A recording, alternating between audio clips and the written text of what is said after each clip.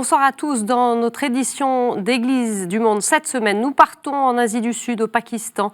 8 mois après la libération d'Asia Bibi, son témoignage exclusif paraît dans un livre.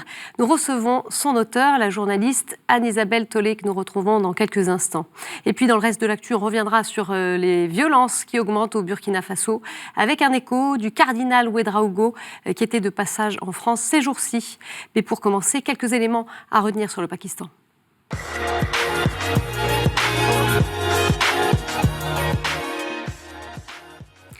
Le Pakistan est bordé au sud-ouest par l'Iran, à l'ouest par l'Afghanistan, au nord par la Chine, à l'est par l'Inde. Sa capitale est Islamabad et le pays compte aujourd'hui environ 207 millions d'habitants.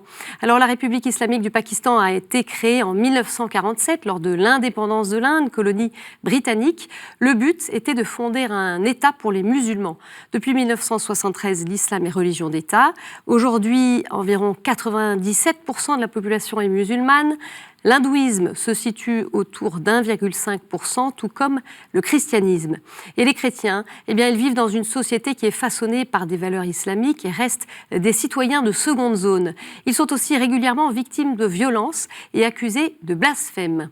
Ainsi, selon une loi introduite en 1986 dans le code pénal pakistanais, profaner le Coran ou insulter Mahomet sont des délits passibles respectivement de la prison à vie et de la peine de mort. Entre 1987 et 2019, il y aurait eu, selon l'Église du Pakistan, 1547 fausses accusations de blasphème, 577 cas chez les musulmans, 232 chez les chrétiens, 506 chez les ahmadis et 32 chez les hindous. 26 chrétiens sont aussi actuellement en prison. Et parmi ces chrétiens accusés de blasphème, il y a eu le cas très médiatisé d'Asia Bibi. Cette mère de famille avait été condamnée à mort en 2010 pour avoir bu de l'eau dans un puits utilisé par les musulmans. Après 9 années passées en prison, elle a été acquittée le 31 octobre 2018. Elle est aujourd'hui exilée avec sa famille dans un lieu secret au Canada. On en parle tout de suite avec notre invité.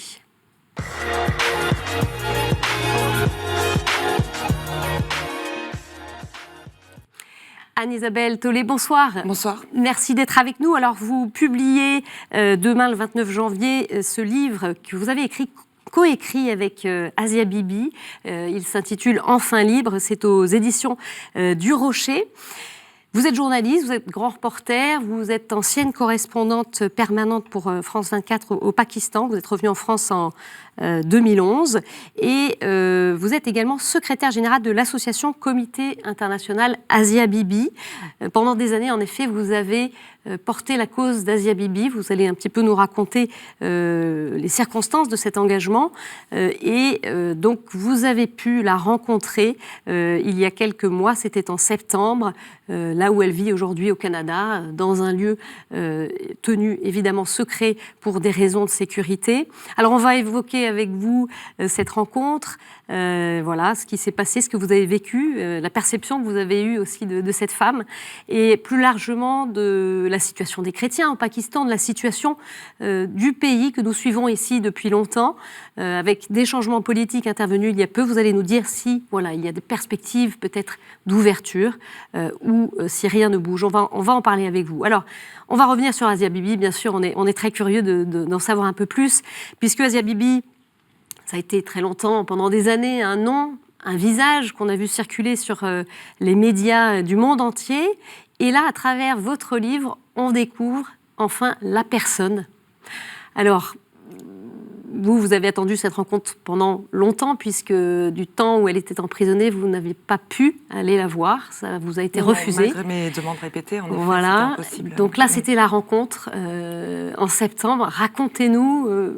Voilà, qu'est-ce que vous avez vécu à ce moment-là? C'est un moment très émouvant, parce que vous disiez dans votre introduction que c'était presque devenu une image, mais quelqu'un qui n'était pas vraiment réel, voire un mythe. Et moi-même, j'étais surprise de voir cette petite femme pétillante, vivante, en vie, en train de s'agiter dans sa maison, dans sa cuisine.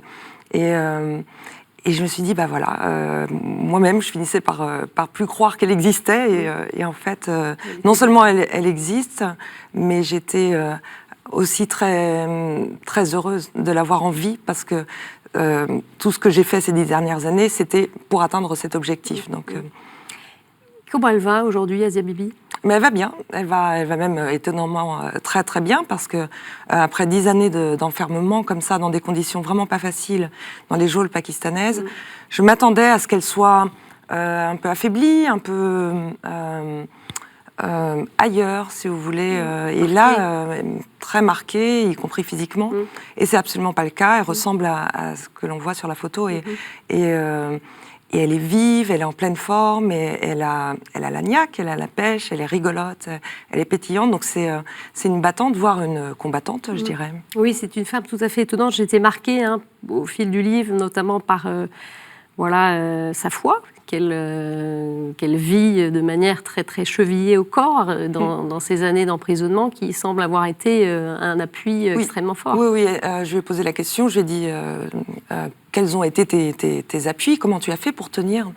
Et elle m'a dit c'est d'abord la foi, en effet, parce que elle avait confiance, elle se disait je n'ai rien fait et je suis sûre que Dieu va me sortir de là. Ce n'est pas possible que je sois condamnée. Donc ça n'empêche pas qu'il y a eu des moments évidemment de doute et où elle a perdu un peu l'espoir. Et on peut le comprendre, étant donné les multiples rebondissements qu'il y a eu dans son affaire. Et puis aussi, elle savait qu'à travers moi, je relayais une espèce de chaîne humaine qui la soutenait à travers le monde. Et ça l'a beaucoup aidée aussi à tenir. Elle avait ces informations par son mari. Voilà, que j'informais voilà. régulièrement. Pour qu'il lui transmette, pour justement lui donner le courage de continuer. Alors le point de départ justement de cette chaîne humaine, c'est cet appel du pape Benoît XVI qui vous a un petit peu donné ce sursaut, cette envie de vous engager, c'est parti de ça. Alors là, vous n'y êtes pas du tout. Mais c'est intéressant, justement. C'est parce que, donc moi, j'étais correspondante au Pakistan. Je vois, comme tous les journalistes, une petite brève dans le journal local qu'une femme appelée Asia Bibi était condamnée à mort en première instance dans un tribunal local. Mais les heures qui ont suivi cette publication, le pape Benoît XVI s'est exprimé depuis Rome. Dès lors, tous les correspondants internationaux, et moi aussi, eh bien, parce qu'il était question du Pakistan, eh bien, en tant que correspondant, il fallait s'intéresser à cette affaire d'Asia Bibi et pourquoi le pape en parle. Et donc, on a tous fait des duplex, soit la BBC, CNN, moi-même, etc. 2 mois après ce premier duplex et l'intervention du pape, qui, quand même, je le rappelle, a mis le feu aux poudres au Pakistan et qui a suscité des manifestations monstrueuses à travers tout le pays, parce que les islamistes considéraient que c'était de l'ingérence de l'Église catholique. Et c'est vrai que c'est un sujet sensible en République islamique. Et si bien que, Asia Bibi est devenue une affaire d'État, parce que c'est la première fois que le pape s'exprimait en faveur d'une personne et pas d'une communauté. Vous voyez, donc ça l'a mis sous le feu des projecteurs. Si bien que, dans la foulée, le gouverneur du Pendjab, qui était lui musulman, et qui a pris sa défense et qui a organisé une conférence de presse pour expliquer qu'elle n'avait rien fait et qu'il fallait quand même revoir cette loi qui était inique et injuste, y compris avec les minorités, parce que d'un point de vue des musulmans, et d'un point de vue objectif aussi, c'est vrai que les chrétiens ne sont pas forcément ciblés par cette loi du blasphème. C'est une loi qui prend en otage les 200 millions de Pakistanais parce qu'elle permet de régler des conflits de voisinage, des conflits personnels. Et donc c'est utilisé comme une arme au Pakistan. Et dès lors que ce ministre, Salman Taseer, a été assassiné, ça a refait tout un buzz au Pakistan. Et puis dans la foulée, les mois qui ont suivi, le ministre chrétien Shahbaz Bhatti, pour les mêmes raisons, pour avoir pris la défense d'Asia Bibi, eh bien mon engagement, il est arrivé là, à ce moment-là, dans la mesure où il n'y avait plus que moi, sa famille comptait sur moi, et je me disais à la fois, je ne vais pas les abandonner parce que sinon elle va mourir, et puis je le faisais aussi au nom des Pakistanais qui vivaient dans la terreur de cette loi du blasphème, et aussi pour pas que ces 2 hommes politiques qui étaient de grands hommes et humanistes soient morts pour rien, finalement. Donc ce combat qui a duré des années. On va parler plus largement de la situation des chrétiens, et on le rappelle, effectivement, la loi sur le blasphème, elle touche tout le monde. Ah oui, donc il y a beaucoup de discrimination musulmans qui sont incriminés aussi. Alors, une première réaction, tout d'abord, du côté du comité de la commission justice et paix de la conférence épiscopale du Pakistan, puisque à la question de savoir si la libération d'Asia Bibi avait amélioré le sort des chrétiens pakistanais qui sont traduits devant la justice, eh bien, écoutez la réponse de Cecil Shane Chaudhry. No, I would say no, and the reason for that is the case of Asia was being the appeal was being held at the highest court in Pakistan, which is the Supreme Court of Pakistan. But a lot of the cases of blasphemy are right now pending within the session courts, the lower courts, and also the High Court. Now, in the difficulty in that is that in those session courts, they are very vulnerable to threats from the extremist groups, the judges, the lawyers, the staff of the court, and that's fear that pushes these hearings to get delayed and justice to be delayed because of that, because of the threat that they face over there and the lack of protections at the lower court level. Voilà, ce qu'on comprend, c'est que pour ces tribunaux, première instance, grande instance, donc au niveau plus local, ça bouge pas, c'est sous pression des islamistes. Et il y a eu quand même cette décision de la Cour suprême. Est-ce que ça lance tout de même un précédent? Est-ce que cette décision concernant Asia Bibi, elle va faire jurisprudence pour les chrétiens? Ah oui, oui, très clairement. Dès lors que la Cour suprême a accepté de revoir la condamnation à mort, donc remettre table rase sur le jugement d'Asia Bibi, ça a déjà été un grand pas parce que c'était la première fois déjà que la Cour suprême accepte de revisiter un jugement dans un cas de blasphème. Donc c'était déjà inédit. Et puis elle a un pouvoir exécutif au Pakistan et elle a fait un nouvel amendement quand elle a étudié le cas d'Asia Bibi qui consiste à condamner les personnes qui accusent injustement ou à tort une personne d'avoir blasphémé. Ça veut dire quoi? Ça veut dire que désormais on ne peut plus accuser en toute impunité quelqu'un d'avoir commis un délit de blasphème. Ces personnes-là sont lourdement aussi sanctionnées.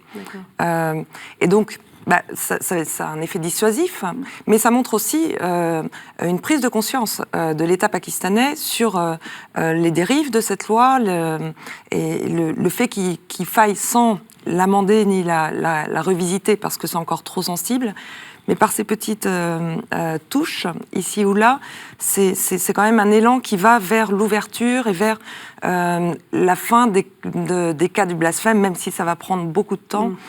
Et le fait que la Cour suprême, qui elle aussi menacée très lourdement par les islamistes fondamentalistes, qui étaient même autour de la Cour suprême au moment du verdict, eh bien, ils ont réussi à s'affranchir de ça. Et c'est également sans précédent parce que moi, jusqu'à présent, je disais, je ne peux pas jeter la pierre aux juges qui condamnent à la peine maximale quelqu'un accusé de blasphème parce que sinon, ils signent leur propre arrêt de mort. Donc, c'est compliqué. Et bien là, les juges de la Cour suprême ont été très courageux. Et le fait d'innocenter Asia Bibi, ça crée quand même une jurisprudence. Ça veut dire quoi? Ça veut dire que désormais, tous les chrétiens, notamment condamnés à mort pour délit de blasphème, s'ils passent entre les mains de la Cour suprême, ils pourront espérer que le jugement soit rendu dans les conditions les plus justes qui soient et les plus transparentes et honnêtes. Qu'est-ce qui a provoqué ce changement? Est-ce que c'est des changements politiques? On a un nouveau Premier ministre, Imran Khan, depuis l'été 2018. Est-ce que c'est ça qui a joué, vous croyez, dans cette orientation nouvelle? Alors, il y a deux choses. Il y a effectivement la nomination d'Imran Khan, parce qu'avant lui, c'était Nawaz Sharif, qui était le Premier ministre. Et c'est lui même qui a rajouté dans la constitution pakistanaise la peine de mort. Et il est très très proche de tous ces partis religieux qui défendent la peine de mort en cas de délit ou de suspicion d'avoir commis un blasphème. Et donc, tant qu'il était au pouvoir, et il est resté longtemps, il n'y avait aucune chance. Donc c'est pour ça que moi, je prenais mon mal en patience malgré tout. Ça a pris du temps parce que ça n'aurait pas été pertinent finalement d'y aller trop fort, parce que ça aurait pu se retourner contre Asia Bibi. mais dès lors qu'Imran Khan a été élu, je le connaissais personnellement. Et je savais qu'il avait une ouverture sur le monde occidental, qu'il n'était pas... Même si... De toute façon, tout le monde joue un double jeu au Pakistan. Donc même si lui aussi avait été élu grâce au parti religieux, eh bien, qu'il ferait la part des choses et qu'il ferait surtout entendre la justice. Donc il y a cet aspect-là, mais il y a aussi le fait que la communauté internationale soit de plus en plus... et de plus en plus ses yeux rivés sur le Pakistan concernant l'affaire d'Asia Bibi, parce que moi, à côté, je faisais beaucoup de lobbying et de médiatisation autour de son cas à travers le monde. Eh bien, j'ai fait aussi voter au Parlement européen une résolution visant à pénaliser le Pakistan s'il ne respectait pas la Constitution qui visait à respecter les droits de l'homme, les droits les plus fondamentaux, etc. Eh bien, cette pression-là a fait aussi que d'abord la Cour suprême a accepté de la rejuger, et puis que les juges, et d'ailleurs, à l'ouverture de l'audience, quand ils ont rejugé Asia Bibi, ils ont dit « Le monde entier nous regarde, donc faisons attention à faire respecter la justice dans cette cour ». Et donc ça a effectivement forcément exercé une pression favorable en tout cas. Ça a joué. Alors il y a un rapport publié là ces jours-ci par une organisation qui s'appelle Christian Solidarity Worldwide qui évalue le sort des chrétiens et des minorités religieuses dans le monde et qui souligne concernant le Pakistan que la situation de la liberté religieuse continue à se détériorer, de nombreuses violations continuent à se vérifier même depuis l'arrivée de Imran Khan. Donc voilà, il y a eu cette décision assez historique, mais sur le quotidien, le terrain, il y a encore évidemment énormément de cas d'abus. Oui, alors c'est plus vrai dans les campagnes parce qu'il faut faire la part des choses entre les villes et les campagnes. Donc c'est dans les campagnes que le pouvoir des mollahs est plus fort, très prégnant, et les villageois ont très peur d'être taxés de mauvais musulmans, donc ils font du zèle et n'hésitent pas à attaquer des chrétiens ou d'autres minorités comme les chiites, les ahmadis, les hindous, etc. Ou à essayer de les forcer à se convertir pour se faire bien voir par le mollah qui a autorité dans les villages. Et, alors que dans les villes, c'est moins vrai. Et d'ailleurs, le cas d'Asia Bibi s'était perdu dans un village au fin fond du Pendjab. On est vraiment là, au Moyen-Âge. Hein. Les charrettes ne sont pas tirées par des chevaux, mais par des hommes. Hein. Donc c'est assez... le contraste est d'ailleurs assez saisissant entre les villes et les campagnes au Pakistan. Mais bien sûr que ça va pas s'arranger du jour au lendemain. Évidemment que les minorités sont toujours vulnérables. Mais je dirais que c'est le fait d'être une minorité qui vulnérabilise. C'est pas le fait d'être chrétien. Parce que quand on passe la frontière et qu'on va en Inde, eh bien ceux qui sont vulnérables, ce sont les musulmans qui sont minoritaires. Et donc c'est pas une question de religion ou de nationalité, c'est une question d'être une minorité.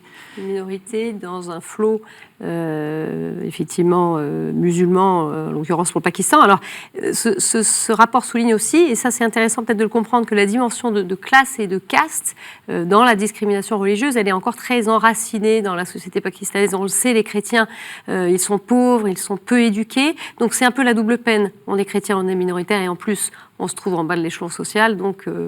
oui, c'est compliqué pour eux, c'est vrai, parce que... Bon, après, ils vivent entre eux, dans ce qu'on appelle des colonies chrétiennes, ils ont leurs églises, leurs échoppes, ils sont complètement entre eux. Et même parfois entourés de murs, dans les centres-villes, etc. Pour leur protection. Et pour leur protection, mais aussi parce que les musulmans préfèrent pas les voir et les ghettoiser. D'accord.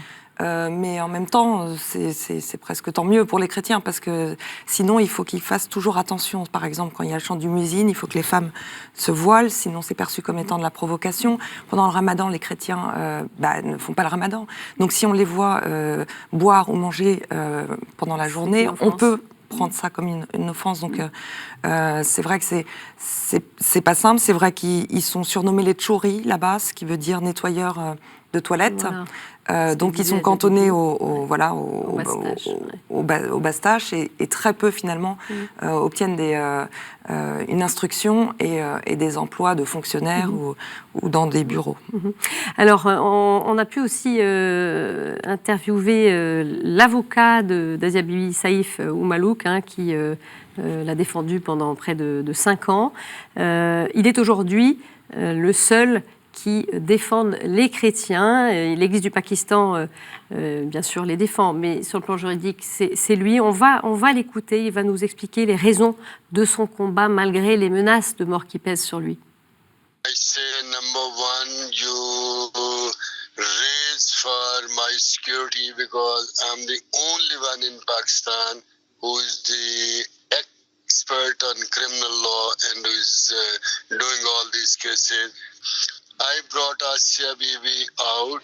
If I'm killed, then you will not find any other Muslim person to defend all these blasphemy accused persons. That you stand behind me, make me more stronger.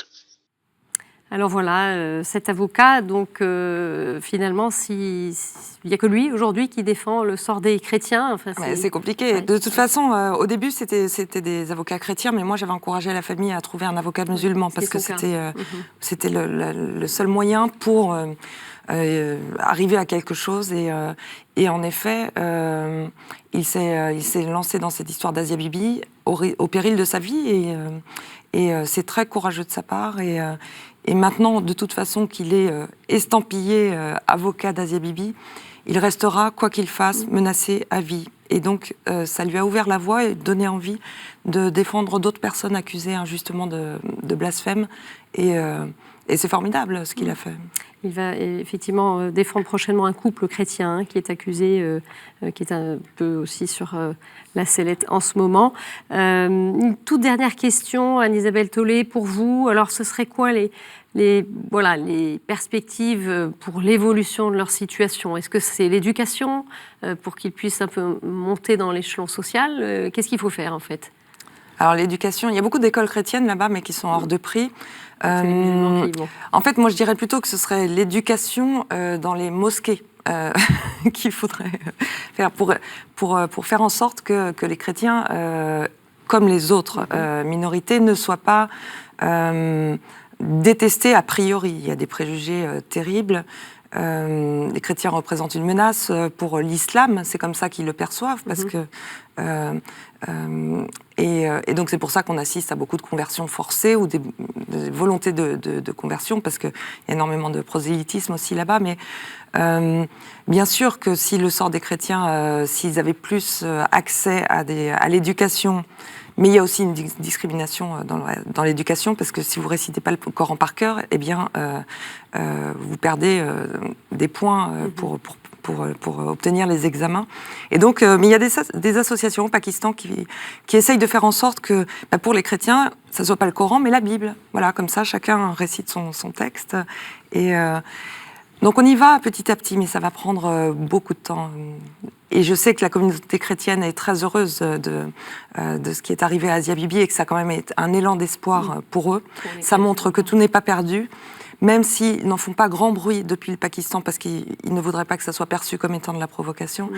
Mais le cas emblématique d'Asia Bibi, qui est devenu un symbole mondial d'une chrétienne persécutés par les extrémistes religieux, eh bien, leur donne beaucoup d'espoir. Et ce livre vise aussi à dire au monde entier que même quand ça semble perdu d'avance, on peut y arriver à force de ténacité. Merci beaucoup Anne-Isabelle Tollet, Asia Bibi, qui souhaite maintenant aussi témoigner et pour essayer de faire avancer la situation pour les chrétiens chez elle. Merci. Pour ce témoignage.